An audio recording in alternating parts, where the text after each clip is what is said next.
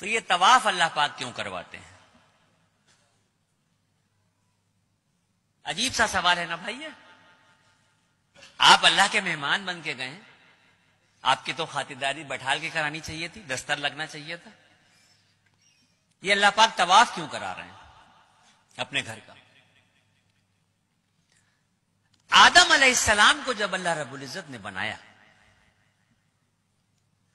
فرشتوں کو جب یہ حکم دیا کہ آدم کو سجدہ کرو، اللہ رب العزت نے آدم علیہ السلام کا اور فرشتوں کا ذہنی اعتبار سے مقابلہ کروایا، اور اس ذہنی اعتبار کے مقابلے میں آدم علیہ السلام کی جیت ہوئی، اور فرشتوں نے 7ویں آسمان پہ بیت المعمور کے نام سے اللہ کا ایک گھر ہے اس کا طواف کیا. جب اس کا طواف کیا تو اللہ رب العزت کو یہ ادا بہت پسند آئی، اور اسی وقت جبرائیل علیہ السلام کو یہ حکم دیا گیا کہ آدم کو لے کے زمین پہ جاؤ اور بیت المعمور کے ٹھیک نیچے روئے زمین پر میرے ایک گھر کی تعمیر کرو، تاکہ میرے بندے اگر مجھ سے اپنے عشق کا اظہار کرنا چاہیں یا اپنی کسی غلطی کا کفارہ دینا چاہیں تو میرے گھر کا طواف کریں. اگر مجھ سے اپنے عشق کا اظہار کرنا چاہیں یا اپنی کسی غلطی کا کفارہ دینا چاہیں تو میرے اس گھر کا طواف کریں. اور سن لیجئے، ہم جو اللہ کی اشرف المخلوق ہیں، ہماری جب تک سانس چل رہی ہے آپشن کھلے ہوئے ہیں ہمارے سامنے.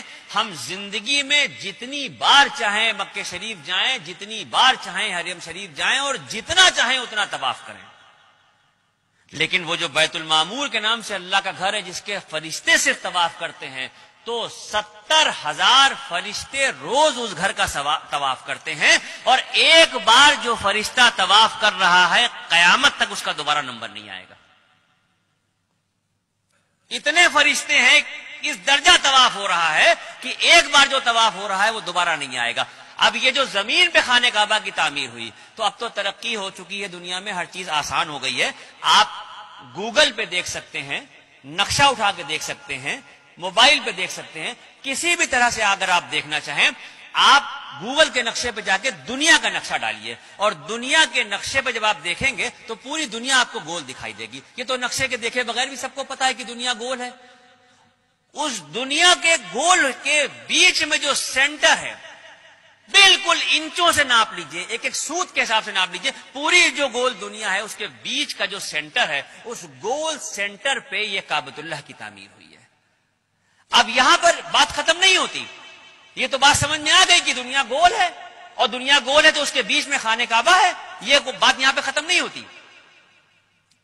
اگر سائنس یہ کہتی ہے، میں نہیں کہہ رہا ہوں، اگر سائنس یہ کہتی ہے کہ دنیا گول ہے اور گھوم رہی ہے، تو پھر میرا ایمان یہ کہتا ہے کہ مذہب و ملت کی پرواہ کیے بغیر اس دنیا کا ہر شخص کعبۃ اللہ کا طواف کر رہا ہے. اگر سائنس یہ کہہ رہی ہے کہ دنیا گول ہے اور گھوم رہی ہے، تو پھر میرا ایمان یہ کہتا ہے کہ اس دنیا پہ مذہب و ملت کی پرواہ کیے بغیر کسی بھی مذہب کا شخص ہو، ہر شخص جانے میں یا انجانے میں کعبۃ اللہ کا طواف کر رہا ہے.